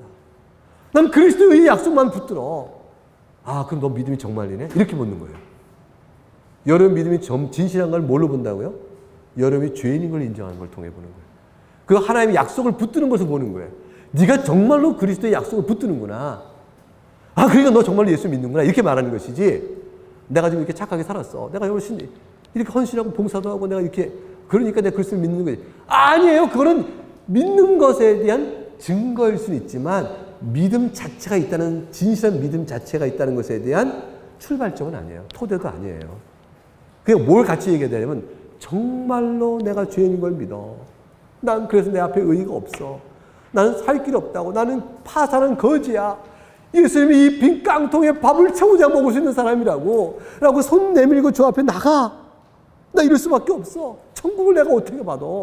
이렇게 할 수 없어라고 그리스도를 매달릴 때 야, 너 진짜 그리스도 의를 믿는구나. 그래서 그 의에 감사하여 나는 새롭게 된 중생자요 성령의 말씀대로 역사하신 성령을 따라 주와 함께 살아가는 일의 행복을 느껴. 나는 이젠 죄를 버리고 새 사람을 살아가길 소원해. 난 그래서 이전의 사람이 너무 싫어. 난 세상 살기 소원한다고. 나는 교회를 사랑해. 교회 오면 성도들이 너무 좋아. 교인들과 이 교제가 너무 좋아. 이건 정말 세상의 친구가 좀 다르거든. 그렇지. 세상 친구는 동거래도 있고 우정도 있고 있지만 그거하고 좀 달라. 이상해. 그래서 생전 부지의 사람도 여행길에 갔다가 믿는 사람 만나면 아유 그래요. 이게 되는 이상한 게 있다고. 난 여기가 좋아. 교회를 사랑해. 이렇게 나오는 마음속에 열매가 있어요. 그 열매들을 보고 증거가 있다 말을 해. 증거 자체가 의롭다를 만든 게 아니고 증거를 나타내는 원인자가 있죠. 그 원인자가 믿음인데 그 믿음은 그리스도의 의만을 매달리는 거거든요. 거기서 의롭다를 받는 거예요. 요 사이에 신학적 균형이 얼마나 중요한지 몰라요. 그래서 저는 여러분에게 여러분 그렇게 살아서는 여러분 구원 못 받습니다. 여러분 구원 받으려면 그렇게 살면 안 돼요 라는 말을 제가요 함부로 하지 않아요. 이렇게 얘기하죠. 여러분 은혜를 아는 사람입니까? 라는 물어볼 수 있어요. 여러분 정령과 구원을 아는 자이지요? 라고 물을 수 있어요. 여러분 정말 예수님을 의지하지요? 라고 물을 수 있어요. 여러분 예수님만을 의지하는 그 믿음대로 살아봐야 되지 않겠어요? 라고 말할 수 있어요. 그렇다면 어떻게 사시겠어요? 주님을 사랑하시죠? 여러분 주님의 사랑하는 그 사랑을 뭘로 나타내 볼까요? 한번 생각해 보십시오. 기도해 보십시다. 여러분 마음에 걸리는 건 뭐가 있습니까? 주님 사랑으로 뭘 내버리시겠어요? 주님 사랑으로 뭘 한번 하길 원하셨어요? 여러분을 사랑하는 그 주님의 사랑 때문에 여러분 뭘 모르시고 뭘 행하시겠어요? 라고 물어보는 질문 제가 던질 수 있죠.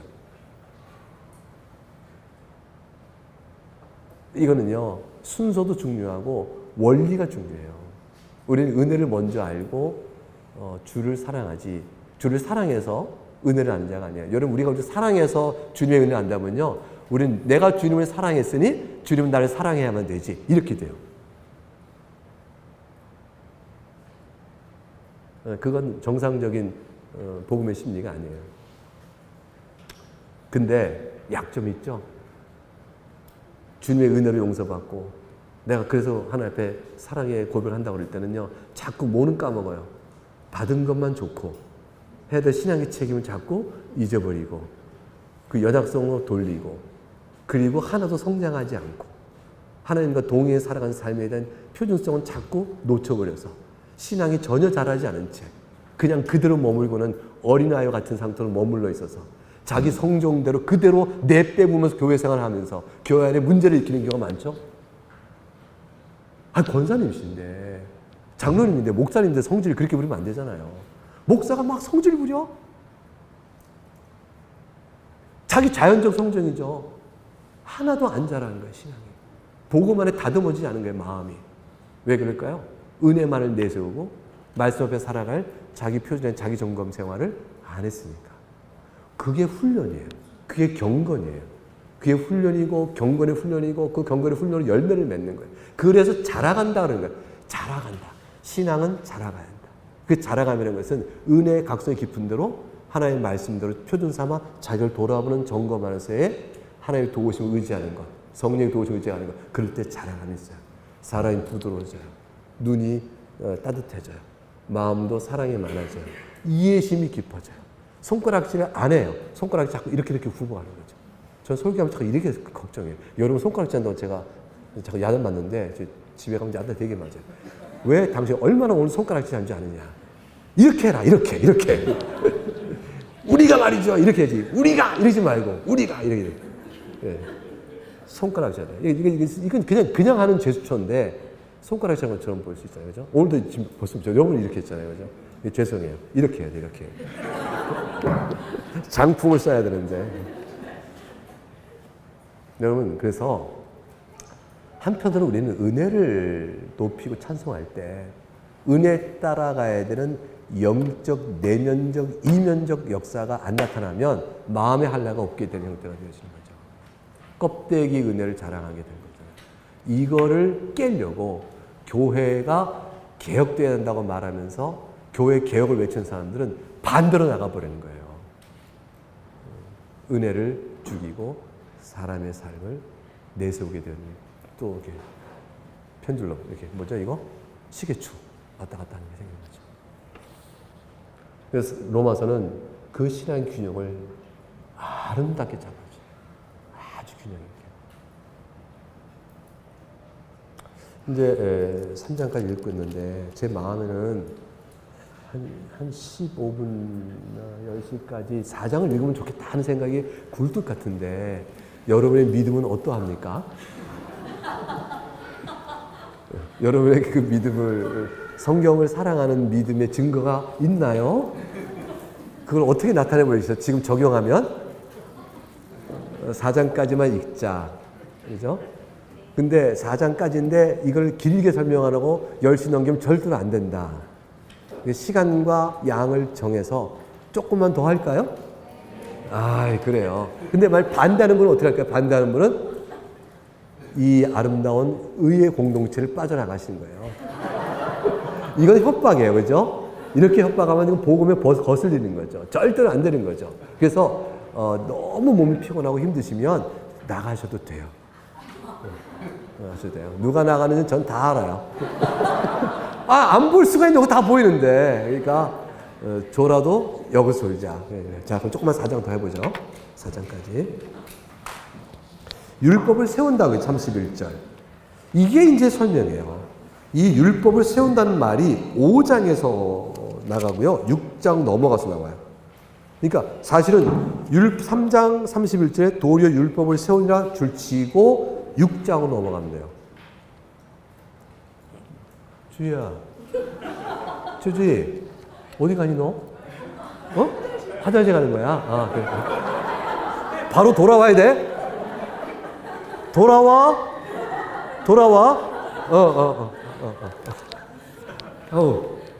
주희가요, 다음 주부터 못 봐요. 아빠 따라서 다른 엠마오 교회를 가요. 엠마오 가는 제자들, 말씀을 깨닫지 못해서 그랬는데, 주께서 일깨워 주셨거든요. 최성기 목사님 가서 그 엠마오 제자들에게 말씀을 일깨워 주러 가시는 거죠. 그래서 주희가, 네, 아주. 그래서 주희가 지금 나가서 안 오면 안 된단 말이에요. 돌아와야 돼요. 자, 그래서 3장 31절에 율법을 세우니라는요, 6장 1절로 가보세요. 6장 1절. 6장 1절 읽어보세요. 시작. 그런즉 우리가 무슨 말을 하리요? 은혜를 더하게 하려고 죄에 거하게 하느냐? 주찬아, 넌 어디 가냐? 같이. 자, 그래서 6장 1절과 3장 31절 바로 맞다는 거 아시겠어요? 보이죠? 보이죠? 그러면 4장과 5장은 뭐냐면, 4장은 지금 말한 3장의 복음의 핵심을 구약의 사례로 들어주고 있어요. 그리고 5장은 이 복음이 하나님과 우리 사이에 얼마나 화목하게 되었는가를 설명해줘요. 그러니까 믿음으로 의롭다함 받고 화목제물 된 그리스도 말미암아 하나님과 우리 사이가 어떻게 된지를 5장이 설명해요. 그리고 4장은 구약의 사례를 들었어요. 그래서 3장 21절부터 율법에 나타난 하나님의 한 의에 대한 신학적 설명, 그 다음에 구약의 사례, 4장, 5장은 그로 인한 은택, 그로 인한 그리스도로 말미암는 의가 주는 은혜의 복됨을 5장에 설명하고 6장에 나와서 그러면 율법을 폐하는 거야? 그럼 죄를 져도 되는 것인가? 아니야, 율법을 굳게 세우는 거라고 이렇게 6장에 설명해요. 그러면 7장에 가서는 그 율법 앞에서 죄의 깨달음, 그리고 신자가 의롭다 받은 자가 율법 앞에서 사는 일은 뭔가, 그걸 7장에 설명하고 8장에서 이어져 가요. 이게 7장, 8장의 내용이에요. 거기까지예요. 다 끝나요, 8장. 이제 하산해도 돼요. 그리고 9장부터는 이제 내용이 전환되어져. 이스라엘에 관한 문제로 넘어가요.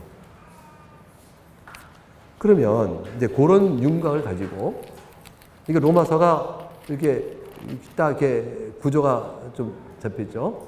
그래서 4장, 주의가 왔으니까 이제 4장을 시작하겠습니다. 자, 그럼 4장을 보겠어요. 4장, 먼저 본문 읽어봅시다. 1절부터 8절까지 읽어보겠습니다. 시작. 그런즉 육신으로 우리 조상인 아브라함이 무엇을 얻었다 하리요? 만일 아브라함이 행위로서 의롭다 하심을 받았으면 자랑할 것이 있으려니와 하나님 앞에 소용없느니라. 성경이 무엇을 말하느냐? 아브라함이 하나님을 믿음에 그것이 그에게 의로 여겨진 바 되었느니라.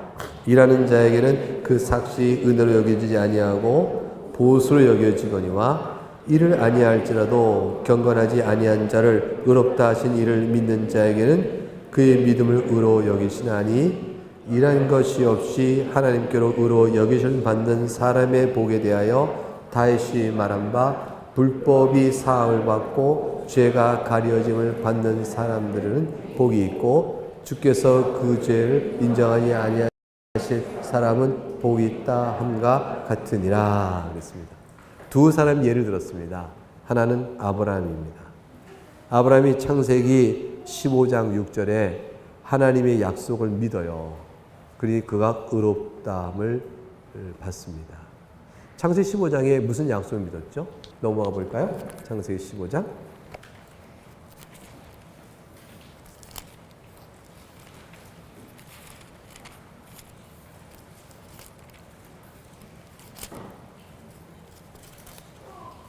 (15장) 1절 또 6절까지 읽으면 됩니다. 읽어봅니다. 시작. 이후에 여호와의 말씀 환상 중에 아브라함에게 이르시되 아브라함아 두려워하지 말라. 나는 네 방패요 너의 지극히 큰 상급이니라. 아브라함이 이르되 주 여호와여 무엇을 내게 주시려 하나이까? 나는 자식이 없사오니 나의 상속자는 이 다메섹 사람 엘리에셀이니이다. 아브라함이 또 이르되 주께서 내게 씨를 주지 아니하셨으니 내 집에서 길린 자가 내 상처가 될 것이니이다. 여호와의 말씀이 그에게 임하여 이르시되 그 사람이 네 상속자가 아니라 네 몸에서 날 자가 내 상속자가 되리라 하시고 그를 이끌고 밖으로 나가 이르시되 하늘을 우러 무뼈를 셀 수 있나 보라. 또 그에게 네 자손이 이와 같으리라. 아브라함이 여호와를 믿으니 여호와께서 그를 의를 여기시고. 아브라함이 여호와를 믿었어요. 뭘 믿었죠? 여호와를 믿었다는 말씀 속에 자기의 상속자가 아브라함의 몸에서 날짜가 될 것이다 라는 것을 아브라함이 믿습니다. 이 믿음은 하나님께서 약속하신 것을 반드시 지키는 분이다라는 걸 믿죠. 그리고 자기가 늙어도 아들을 주실 수 있는 하나님의 능력이 있으신 분이라는 걸 믿어요. 하나님의 신실함과 하나님의 권능을 믿습니다. 그리고 이 모든 일을 이루어 가시는 목적성 있는 하나님의 주권성을 믿어요. 이거를 믿고 아브라함이 의지해 갑니다. 이 내용을 보고 하나님이 의롭다 하셨는데 과연 의롭다함 받는다는 게 뭐냐라고 바울이 이 부분을 끌고 오는 것이에요. 의롭다함 받는다는 것은 사람에게 있어서는 사람과 관련하여 얻는 게 아니다. 아브라함도 믿으니 의롭다함을 받았지 아버지 않았냐. 그 믿음의 내용은 상속자에 대한 믿음이었다. 여러분도 의롭다함을 받고자 하느냐? 믿으니 의롭다함을 받는 거다. 믿음 자체가 의롭다함을 받는 게 아니라 믿음의 내용인데 아브라함이 믿었던 그 상속자가 바로 약속의 후사요. 바로 그가 갈라디아에서 뭐라고 하냐면 우리의 예수 그리스도시냐고 얘기해요.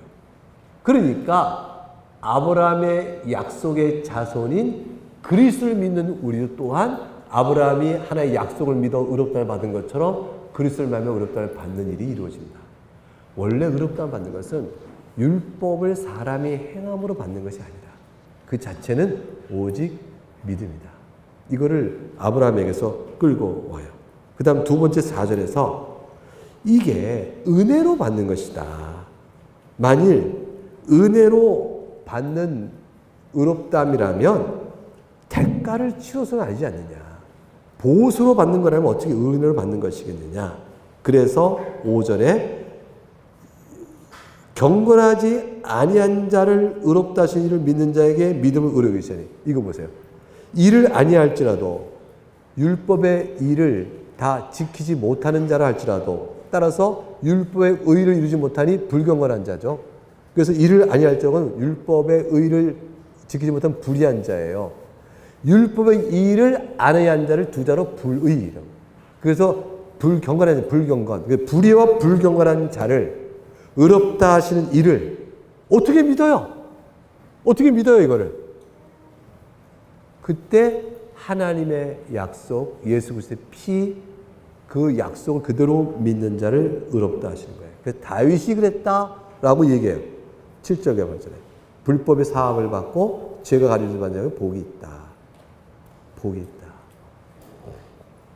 이 복은 뭐가 있기 전에도 이미 주어진 거죠. 율법이 있기 이전에 이미 아브라함 때 주어진 거잖아요. 그러니까 할례나 무할례나 율법이 있게 주어진 거기 때문에 그때도 이미 모든 믿는 자에게는 똑같이 차별 없이 주어진다라고 되어 있어요. 그래서 9절부터 12절까지 읽어보겠습니다. 시작. 그런즉 이 복이 할례자에게냐 혹은 무할례자에게도냐 무릇 우리가 말하기를 아브라함에게는 그 믿음이 의로 여겨졌다 하노라.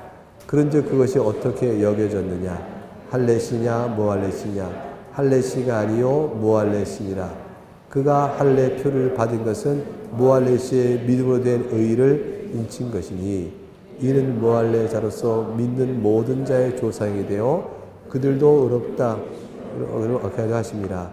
또한 할례제의 조상이 되었나니 곧 할례를 받은 자에게는 우리 조상 아브라함이 모할레시에 갔던 믿음의 자체를 따르는 자들에게도 그러하니라. 요 대목은 그대로 할례의 그 자체의 무익성, 그걸 얘기해 주는 거죠. 할례가 여러분을 의롭다는 근거가 아니에요. 믿음이에요. 그걸 얘기해 주는 거예요. 율법을 가지고 있다고 의롭다 받는 건 아닙니다. 행해야 되는 거죠. 할례는 것은 백성의 언약의 외적 표징이지만 그 할례가 여러분 의롭다는 거 아니에요. 할례는요, 그건 외적인 할례뿐이고 내면의 할례를 받아야 된다고 말했잖아요. 근데 보세요. 아브라함은 할례 받기 이전에 믿음으로 의롭다를 받았죠.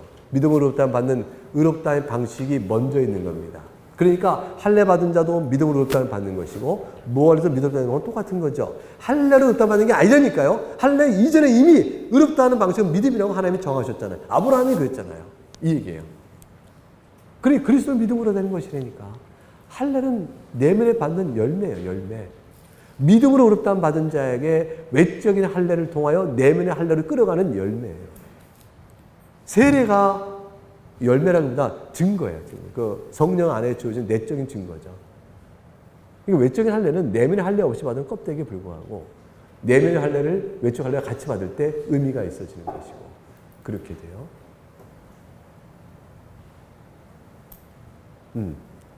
그래서 아브라함이 그랬다. 그 다음 13절부터 17절까지 읽어보겠습니다. 시작. 아브라함이나 그의 후손에게 세상의 상속자가 되려고 하신 언약은 율법으로 말미암은 것이 아니요 17절에 우리의 속한 자들이 상속자이면 믿음은 헛것이 되고 약속은 파기되었느니라.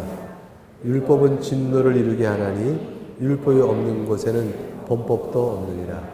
그러므로 상속자가 되는 그것이 은혜에 속하기 위하여 믿음으로 되나니 이는 그 약속을 그 모든 후손에게 굳게 세하려 하심이라. 율법에 속한 자에게뿐만 아니라 아브라함의 믿음에 속한 자에게도 그러하니 아브라함은 모든 사람의 조상이라. 기록된 바 내가 너를 많은 민족의 조상으로 세웠다 하심과 같으니 그가 믿은 바 하나님은 죽은 자를 살리시며 없는 자를 부르시는 이시니라. 지금 이제 신론과 이 복음의 은혜의 연관을 해 나가려고 하는 대목까지 왔습니다. 이제 지금 방금 읽었던 본문의 내용은 할례 얘기를 다 끝나고 난 다음에 율법으로 말미암아서 오직 믿음의 의로 된 것이라는 것을 말했던 이것은 14절부터 가게 되면 묘한 논중의 뒤틀림이 생겨요. 율법에 속한 자들이 상속자인 믿음 헛것이 약속은 파기되니라. 그러면 믿음이 헛것이 되지 않고 약속도 지켜지기 위해서 율법으로 안 된다고 말하는 거야? 이렇게 거꾸로 뒤집지 말라는 것이에요. 그러니까 율법의 의로는 의롭다고 못 받아. 믿음으로 되는 것이 이미 아브라함 때 말씀했잖아요. 그랬더니 아니 믿음으로 의롭다함을 이루려면은 이게 말하자면 서로 그 배타적 선택이냐 둘 다 같이 갈 수는 없느냐. 그래서 믿음으로 의롭다함이 성립되기 위해서 율법의 의는 없다고까지 폐기해버려야 돼? 이렇게 물어볼 수 있잖아요. 그러니까 그렇게 얘기해야 되는 것이냐? 이렇게 물어볼 수 있는 논리 구조도 드러내요. 그래서 그렇게 아니다. 그게 15절이에요. 율법은 본래 안 된다니까요. 율법은 진노를 이루게 할 뿐이라니까요. 율법은요, 범법 때문에 주어진 거라니까요. 이거는 이제 7장에 또 나와요. 율법이 없는 것은 범법도 없어요. 죄가 있다는 것은 율법이 있기 때문인데 율법이 죄를 인식시키고 판단한다면 율법은 진노를 불 따름입니다. 그렇기 때문에 율법의 의가 없다는 거예요. 율법의 믿음의 의를 세우기 위하여 율법의 의를 부정한 것이 아닙니다. 논리적 문제가 아니라니까요. 사실적 문제란 말이에요. 그래서 아브라함의 얘기를 다시 끌어옵니다. 자, 그러면 아브라함의 믿음은 도대체 뭐였느냐?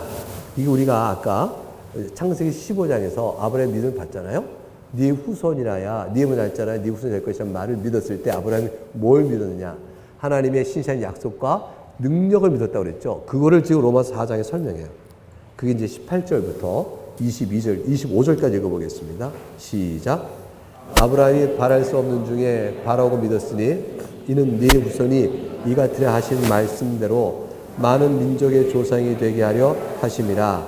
그가 100세나 되어 자기 몸이 죽은 것 같고 사라의 태가 죽은 것 같음을 알고도 믿음이 약하여지지 아니하고 믿음이 없어 하나님의 약속을 의심하지 않고 믿음으로 견고하여져서 하나님께 영광을 돌리며 약속하신 그것을 또한 능히 이루실 줄을 확신하였으니 그러므로 그것이 그에게 의로 여겨졌느니라. 그에게 의로 여겨졌다 기록된 것은 아브라함만 위한 것이 아니요 의로 여기실 받을 우리도 위함이니 곧 예수 우리 주를 죽은 자 가운데서 살리신 이를 믿는 자니라. 예수는 우리가 범죄한 것 때문에 내줌이 되고 또한 우리를 의롭다 하시기 위하여 살아나셨느니라. 아멘. 자, 아브라함이 뭘 믿었어요? 19절. 100세나 되어 자기 몸은 죽었어요. 사라테도 죽은 것과 같아요. 그런데 하나님의 약속을 의심하지 않았어요. 약속하신 하나님의 신실한 믿음. 그래서 그것을 능히 21절 이루실 줄 알았어요. 하나님의 능력에 대한 믿음. 이걸 두 개를 확신하고 하나님께 영광을 돌리니 이걸 두 개를 확신하고 영광을 돌리는 아브라함을 하나님이 의롭다 여기셨다. 근데 과연 우리도 믿음으로 의롭다는 말을 가만히 생각하니까 죽은 것 같으나 죽은 자 가운데 살리실 줄 믿는 믿음이 예수 그리스도를 죽었으나 부활하여 살리신 이를 믿는 것과 똑같구나. 이렇게 비교해 주고 있어요. 그러므로 야, 죽은 자가 뭐 살아난다고 어떻게 믿니? 그걸 믿으면서 예수 믿고 구원받는다고?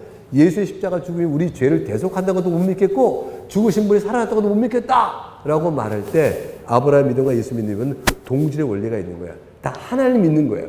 하나님의 신실한 약속과 그 다음에 능력을 믿으니 신실한 약속대로 주께서 과연 죽으셨다가 살아나실 줄 믿게 되는 거고요. 약속은요, 구약성에 가득 찼어요. 예수께서 우리의 죄를 위하여 오시고 보내실 자 메시아가 있다는 말은 구약성에 가득 차 있어요. 그러니까 말씀의 신실함을 믿는 거죠. 그러니까 성경을 믿으면 예수 믿는 거예요. 그렇게 되어 있어요. 여기까지 설명했습니다. 자, 그래서 4장은 3장부터 나와 있는 복음을 설명하고 로마서 1장 18절부터 내용에 대한 흐름이었다는 말씀드렸습니다. 내일은 지금 이제 5장에서 화목제물로 되어져서 하나님과 우리 사이에 원수된 것을 어떻게 어떤 은혜로 어떤 기쁨으로 우리에게 주신지 5장에 대한 행복을 얘기하고요. 6장에 이제 율법 문제, 성화 문제가 다뤄지게 될 것이고요. 그리고 7장, 8장을 다 해야겠죠? 7장에 사도 바울의 율법 주심이 그 신자로 살아가면서 율법의 의미, 8장에 결코 정죄함이 없는 하나님의 사랑을 설명하게 될 것입니다. 네, 여기까지 마치겠습니다. 기도하겠습니다. 하나님 아버지 감사합니다. 오늘도 이 밤에 수련장에 와서 로마서 쭉 훑어가면서 그리스도 복음, 그 앞에서 우리의 믿음의 균형과 필요를 잘 배워나갑니다. 이 밤에 도우심을 감사합니다. 인내하며 하나의 말씀을 사랑하는 그리스도의 형제 자매된 우리가 힘써 주 앞에 섰사오니 이곳에 모신 모든 교우들 주님 살펴주시고 평안하심 주시고 또 이 밤에도 복을 내려 주시옵소서.